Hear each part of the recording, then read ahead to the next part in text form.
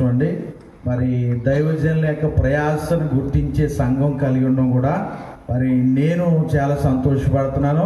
మరి ఇంత మంచి మరి సంఘాన్ని ఇక్కడ ప్రభు ఇవ్వడాన్ని బట్టి మరి పెద్దలు ఎబినేజర్ గారు, సుదర్శన్ గారు, మరి ఇక్కడ ఉన్నటువంటి మరి ప్రతి ఒక్కరిని కూడా